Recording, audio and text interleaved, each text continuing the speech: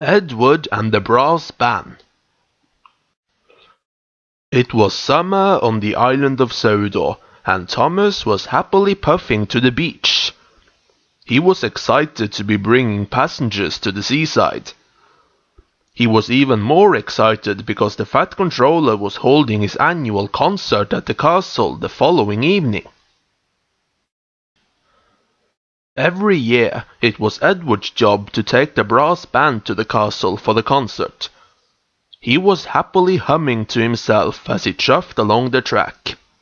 "Pom pom pom," Edward sang. This was a very important job, and Edward loved being a really useful engine. Edward passed Thomas as he pulled into Wellsworth Station.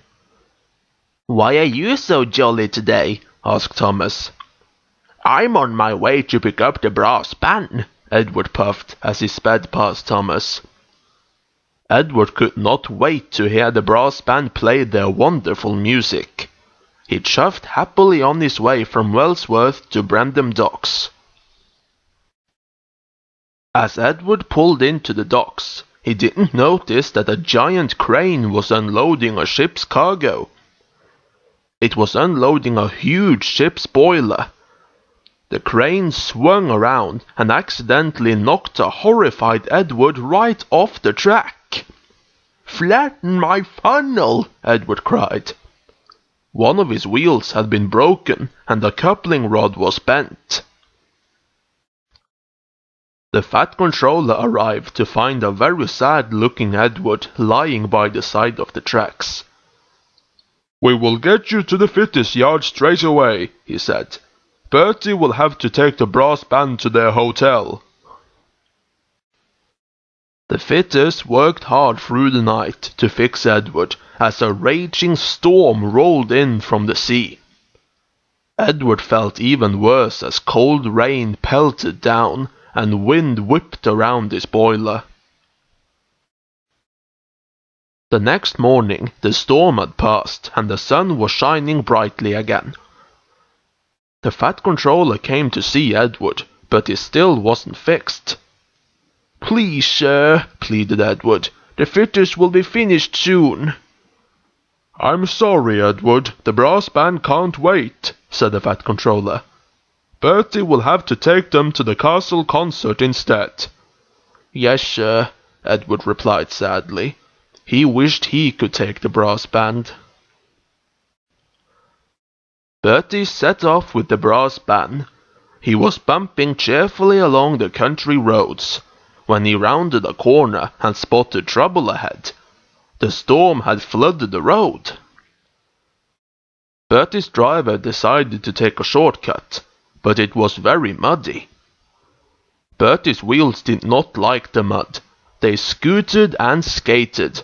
They slipped, they slid, and then they sank.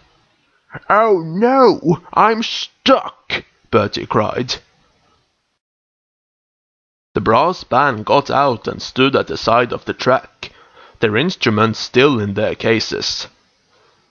They were worried they would be late for the concert. "Tune up your tubas," the trumpet player cried. "We'll call for help." Meanwhile, back at the yard, Edward had been fixed and cleaned. Finally, he was hooked up to his coaches again. Edward looked much happier, but suddenly he heard a strange noise. "That sounds like a brass band music," said his driver. "That's not music," wheezed Edward. "That's a brass band alarm."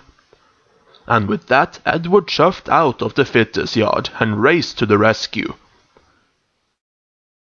The brass band were delighted to see their old friend Edward when he pulled up beside them. "I'll get you to the concert on time," Edward cried. Bertie was very relieved. Edward had saved the day.